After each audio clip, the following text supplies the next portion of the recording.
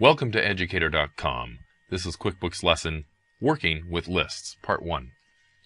The first thing we want to do is in QuickBooks we have many different lists.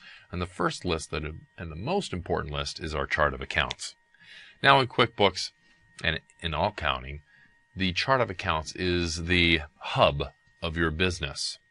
In order to look at the chart of accounts, there's a couple of ways to get there. My favorite way is go through List, and we can choose Chart of Accounts. Or from the menu bar, we can go to Company, and we can scroll down to Chart of Accounts. So in the Chart of Accounts, it is the listing of all of our assets, our liabilities, and our equity accounts, as well as our income and expense accounts.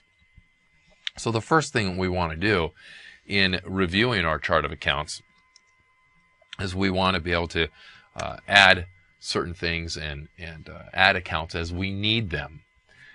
I don't like to see a chart of accounts that is gummed up with too many details, but if we are going to do some details, we want to use some sub-accounts for that. For instance, if we have auto expenses, we might want to track the detail of those auto expenses. For instance, fuel, lease payments, repairs, maintenance, and so forth.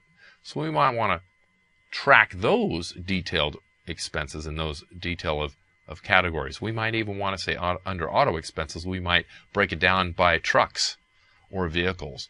Truck number 1, truck number 2, the Lexus, the Suburban, whichever.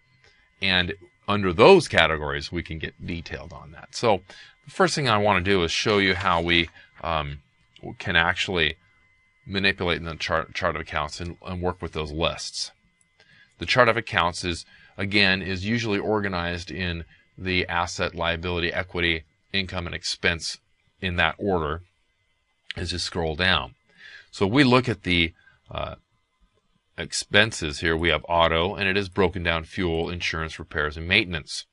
It's already done that way, and that's helpful so we can look at the detail of that information. But what if we want to add a particular bank account to our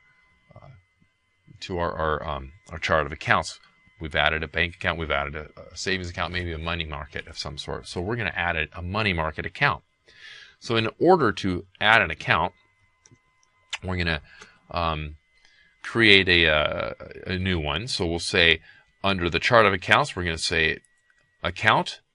The lower left bottom of the chart of accounts box, we say account, and we're going to choose new.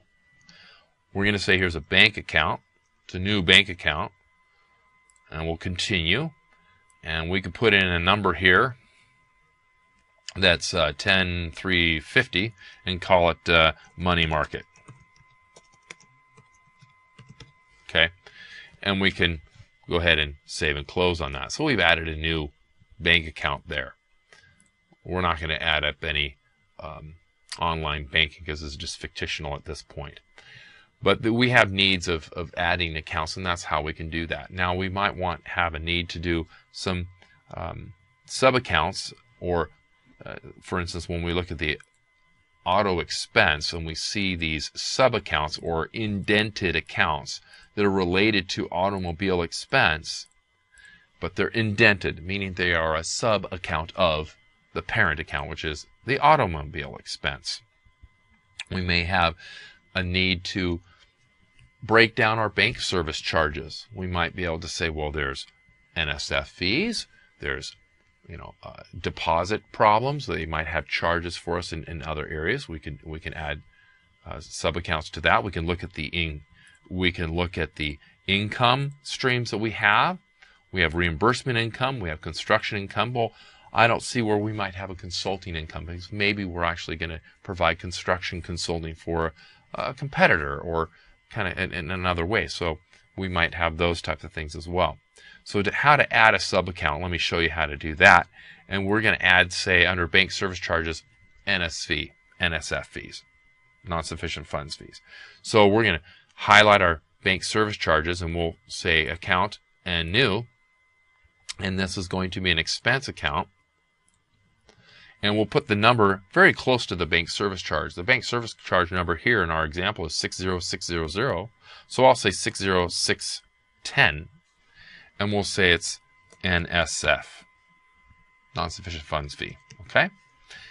Now when we put in the name, we can tab over and we can choose sub-account of, and this is where we go down to say it's bank service charges.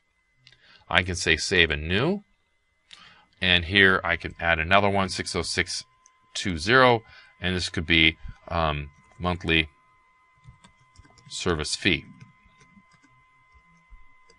And that's a service that is also a sub-account, and we can add that there as well. So now we've added those sub-accounts to our chart of accounts. Now the other lists that we have in working with lists are customer lists, job lists, and vendor lists, etc. So we're going to look at the customer list now.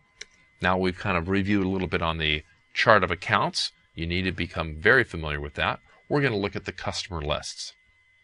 Now we have a variety of databases within QuickBooks. There's our customers, our vendors, our employees, our banks, and of course our chart of accounts, which ties everything together. So let's look at our customer list. As we go into our customer centers, we can use the icon bar